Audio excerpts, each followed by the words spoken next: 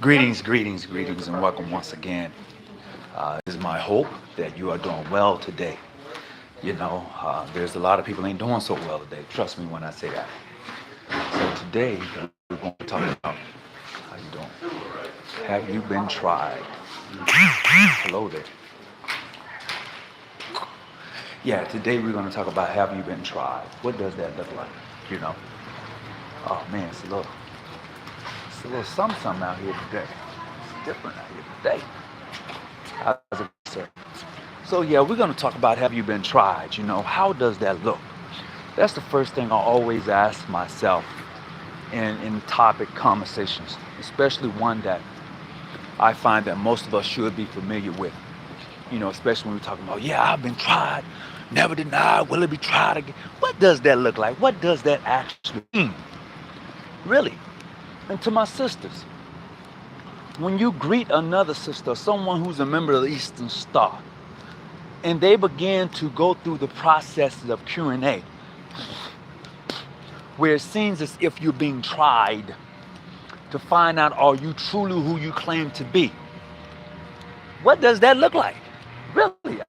Think about it just for a second, just for a minute. What does that look like when you are approached by a stranger? They themselves who are an Eastern Star, you are an Eastern Star. Because you have the emblem or you are wearing the emblem, they find it necessary to approach you, to have a conversation with you. What does that look like? How does that feel to you? Really, I find it strange at times. I do. But in saying that, I look at things differently. I think that it is truly an honor for someone to approach me and greet me as a brother of the craft. I believe that based upon that has already happened several times to me. So I'm personally okay with it. I'm really okay with it. I think, oh, there you go. I'm really okay with it. And I think sometimes we forget that. We really do. When someone approaches you, hey, I'm a Mason, blah, blah, blah. Usually it doesn't happen that way. You know that as well as I know that. It doesn't necessarily happen that way. And let's just be honest, you ain't asking a person whether he's international, modern free, ancient free, mainstream, Prince Hall. They're usually going to give that up to you once you have had that conversation. They're going to usually say, you know what, I'm a member of said Grand Lodge. And based upon that, you usually going to make the assumption, or you usually going to say, yeah, I'm going to mess with him, talk with him, communicate with him, or you're not. Based upon that mere aspect of that person saying what Grand Lodge he's a part of. Not knowing, is he true to the craft? See, there's a difference. You're not going on the mere fact that that brother is really true to the craft, that is really in his heart. You're going among the mere fact of his Masonic Grand Lodge. That's all you got. You didn't really try him. You didn't really see if he was taking the working tools of his profession and applying it to his daily life. You didn't do that. So you didn't really get to see if that young lady was really applying the mere fact that she is who she claimed to be. You didn't do that. What you did was merely say, hi sister, how you doing? Are you a member of the Order of the Eastern Star? And then she may have answered your question. And then you said, okay, what grand chapter you're part of? And then based upon that, you may have even said, oh, I can't. But you didn't really try the sister to see if she represented the star points as she claimed she did. You didn't do that. No. See, you played around with it. You played around with it. And most of you do that. Most of you play around with it. You don't really identify. You don't really try the person. You don't. You don't. And then when you try the person, you see that that person is well versed in masonry, you want to back off now. Ah, yeah, I can't talk to you right now, bro. You want to back off now. You found out that the person, he's international. Or maybe he's modern and free. Maybe he's Prince Hall. Maybe he's PHO. You found out that the person was well versed in masonry. Now you don't want to talk to him because you're feeling some type of way. He shouldn't be that well versed. She shouldn't be that well versed. No, bruh. See, that person carries that it is carried with him in his heart. See, that sister has placed those emblems upon her breast. She carries that. So when you approach her, she knows her works. She knows her work. She knows how to go about and walk the labyrinth. She knows about that. She knows about that each point gives a sign and a password. She knows about the colors and what they mean. See, she's well versed. She understands that those colors not only mean whether it's red, white, or green. She understands that those colors really are identifying the chakras. She understands that on a deeper level. She understands that those colors are emblematic of the work that she does as an Eastern Star. See, now you're touching on something that you may not want to talk about because you walked up on the wrong system. That's what you did. And just because I wear NFL football jersey doesn't make me an NFL player. Only if you played in the NFL. Whether it's on the sideline, you cheered. Whether you was on a scrimmage team. Nobody never sees the NFL player who makes the scrimmage team, but he's in the NFL. So you can bring that home, JC, and thank you for tuning in. So when you approach someone and you want to identify whether he is who he claims he is, try him. How would you be tried? They may ask. Well, based upon where you at, you could be tried on any of those working tools that you profess that you have. And then there's that question, can you go farther? See, I got caught up one day. I was young and thought I knew everything and ran up on an older gentleman. He knew who my wishful master was. And I was full of zeal. Man, I knew the wordings and how it's supposed to go. And once I approached this gentleman, I hit him up, I was boom, boom, boom. He was like, okay. And the first thing he asked me after I had Q&A'd him and he answered, he said, sir, young man, can you go further? I had no clue of what that meant. I hadn't read about that. I hadn't come across that in none of my Masonic rituals, so I was pretty thrown back about that. He says, well, since you can't go no further, here's what I'm going to have you to do. I need the name of your wishful master because the way you approach a brother in the way you came is inappropriate as a Mason. I thought I was doing it the right way, right? I seen that he had the emblem on. I seen that he had, cap. I seen all of that. So I approached him. Hey, brother, how you doing? Boom, boom. Nah. No. So I learned something. And I was like, okay, don't do that again. Don't do that again. Because there are brothers of the craft who are well versed in the Masonic language. And they carry it in their heart. And they mean what they say. And they're serious about the works. I've met them from a variety of Masonic jurisdictions. I had a brother to reach out to me. And we have recently just done a Masonic amenity with Grand Lodge out of Brazil. Well, yeah, a Grand Lodge out of Brazil. And the brother reached out to me. And he said, Brother Tony, what do you know about those brothers you just signed the amenity with? I said, well, from what I know about them, I went down the list. He was like, well, okay, all right. But I would tell you this. He went on to identify some things in regards to those brothers. And I was like, okay. So now I have to take that back to my Grand Lodge only because of what was taking place, So you have to be aware. You have to try a brother. You have to try a sister. And not to try them to embarrass them, but try them to see if this is really in their heart. That's what you have to do. And this is where we're at. How you doing there? All right. And a lot of us don't do it. A lot of us don't do it. We talk a good game. We talk well, but we don't do that. We judge individuals based upon their Masonic affiliation, not based upon whether it's true to them or not. Not based upon are they really about that life as far as being a Mason or an Eastern Star. We don't do that. How you doing? We don't. Most of 80 to 90% of us don't. And when you find that a brother is true to the cause, I mean really true to it, there you're going to find a real Masonic brother, really and true.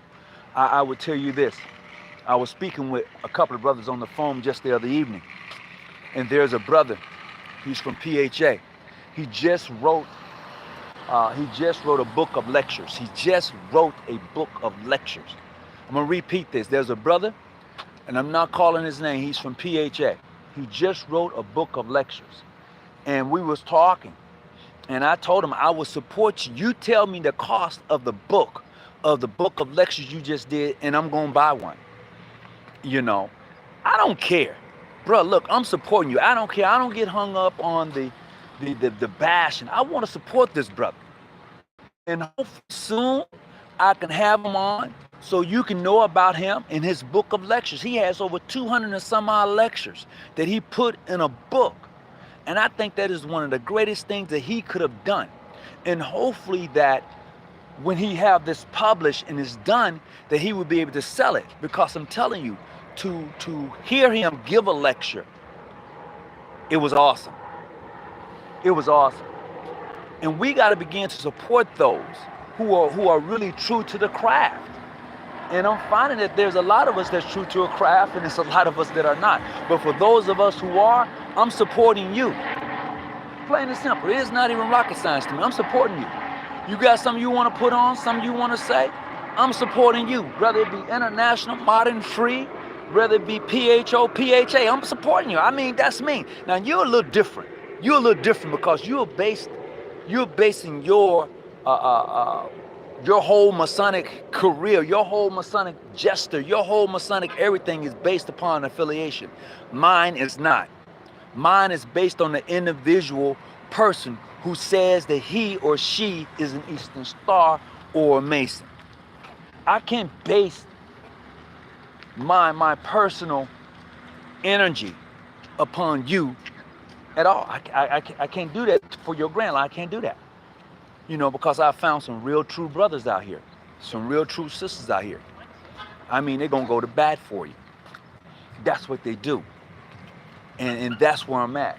See, a lot of us are never going to get there at all, because we're so hung up and we're so disenfranchised. When I see Masonry, I see the diaspora of Freemasonry, especially amongst my own people.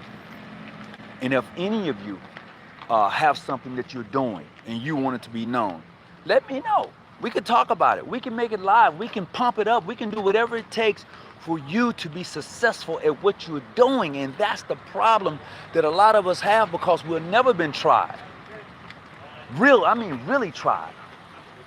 By telling a brother, look, I got this event going on and I want your support. You're too afraid, you know? You're too afraid to really reach out to someone across the street for support. You're really afraid. You're terrified. I'm not scared. I told a brother here just the other day, I said, look, man, I'm proud of your accomplishments in Freemasonry. I really am. You know. All right, getting your walk on, huh? Oh, yeah, I heard that. Getting your walk on. So I said, well, okay, cool. I said, look, here's what we can do together. We can team up together and do something that's going to benefit Masonry. Not just your Grand Lodge, not just my Grand, but Masonry. We want to show the community what Masonry looks like.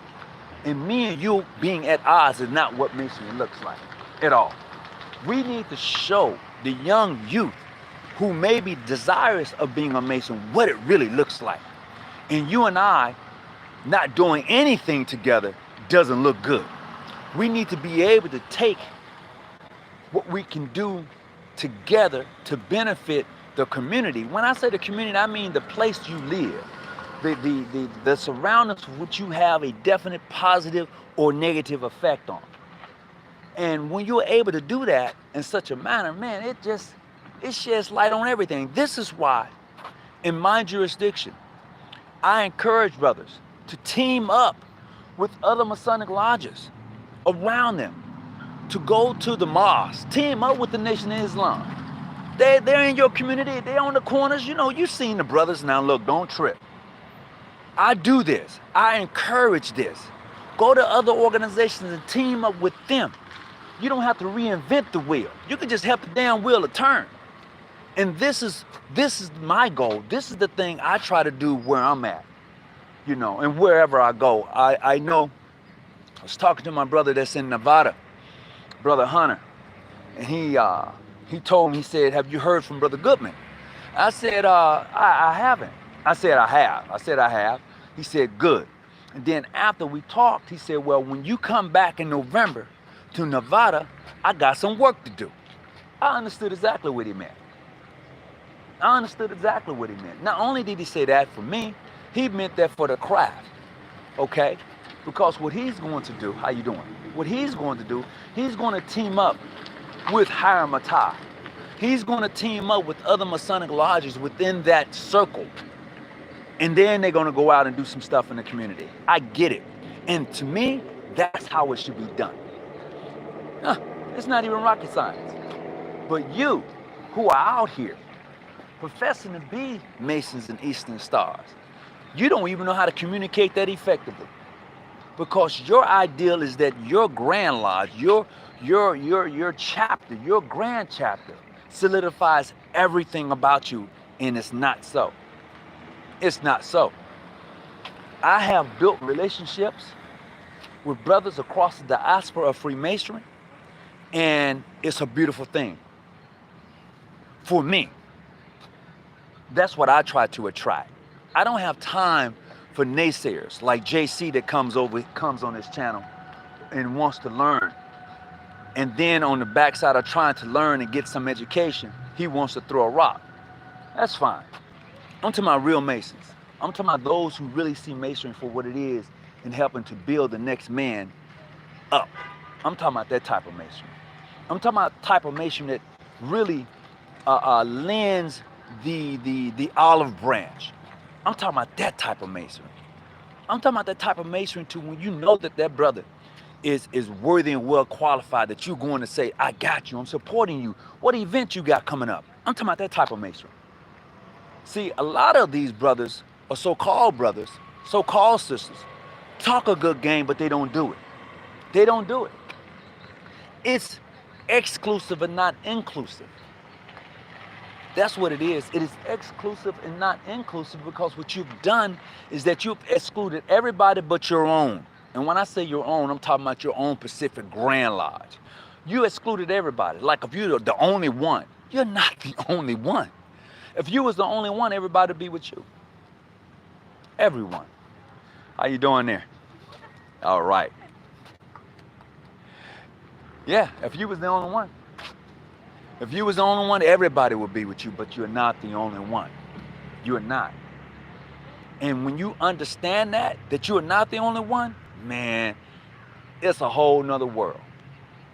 It is truly a whole nother world. You know, because I'm in California, and I know that there's what you call the Southern California Grand Lodges. Most of them are ancient, free, and accepted Masons, okay? And I understand the concept. You know, I support occasionally. You know, I have supported occasionally. Sometimes I don't, you know.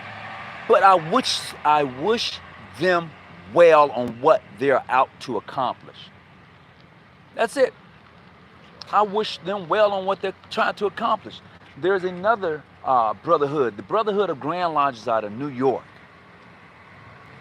You know, I wish them well on what they're trying to accomplish, and they are joining forces to re-up on what Masonry is supposed to be. They are joining forces to do that, and I get it. Salute to you, Grandmaster Hammer. Oh, thank you, I appreciate it. You don't get to pick and choose which rules you want to follow. Okay? I have built relationships with engineers and won't make me one. Yeah, Will. Yeah, Will. Yeah, Will. Let me explain something to you. JC, since it won't make you one. I've built relationship with carpenters. And you know what I did? I built a AUD in the back of my home. I did that. That makes me a carpenter, right? Doesn't that make me a carpenter?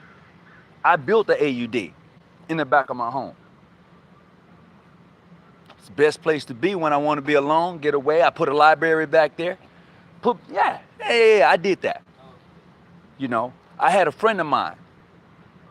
He had a one of those machines that make your concrete for you. You know, when you go buy your concrete, you put it in there. Da, da, da, da.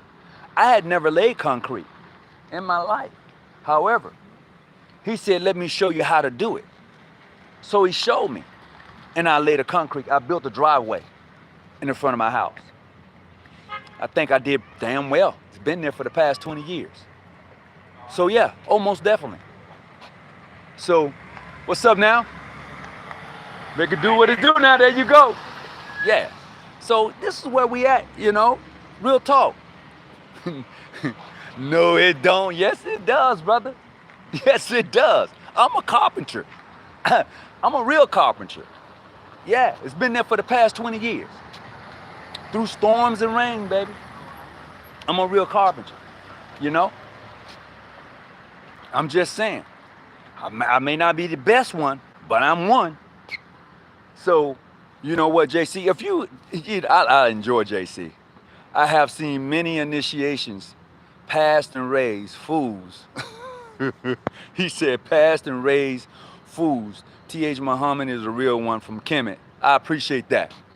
You know, I'm just saying, brothers, you know, and to the sisters, you know, we we gotta really try that brother, try that sister, and see how they would be tried. You know, have you ever really worked with a plumb, a level, and a square? I mean, really put it to work, not only in your life, but have you actually done Masonic work, masonry work with that? Have you done that? I have. I've really laid bricks. I've really done that. I've done that. I've really laid concrete, real concrete. I've done that. I built the AUD, done that. So I understand not only the physical use of the tools, but I understand the spiritual and symbolic meaning of the tool. That's a unique perspective. Most of us, because what we do is we affiliate gang banging. That's what a lot of Masons who are not mature, you affiliate gang banging. You know, if it ain't PHA, it ain't right. If it ain't PHO, you can go. If it ain't ancient, free, and accepted Mason, you ain't real. Man, look, I don't have time for that. You should not have time for that. Sisters and brothers, you should be out taking your skills and applying them and raising up that which is torn down. You'll catch that on the way home. So look, I think we've had a great day today and a great conversation. Starting next week, we're going to do an episode called Missing You. And that episode is going to air once a week, and it's open to all brothers of the craft, all sisters of the order. This is called Missing You. It's going to be done live Zoom, so if you want to participate in the Zoom, you can. More notification will be coming out. This particular segment called Missing You is going to be dedicated to those brothers and sisters who have transitioned, who have gone. We want to be able to remember them, okay? So this is called Missing You. It's going to start airing next week. We're probably going to start on Wednesday, every Wednesday, once a week. That's going to air, okay? And it's called Missing You, and it's dedicated to the brothers and the sisters of the craft who have transitioned. So if you know someone who has passed on and you want to talk about them in remembrance of them, you want to give them a shout out, that's that opportunity. It's called Missing You, okay? That is the name of the episode. Is going to air every Wednesday. It's going to probably be about 7 p.m. Pacific Standard Time. 7 p.m. Pacific Standard Time on Wednesdays. Catch us live via Zoom for missing you. This is only going to talk about those brothers of the craft who has passed on their influences on masonry, no matter where they at, no matter what state they was in. So until next time, peace and be well, and may God be with you. Alhamdulillah. I'm out.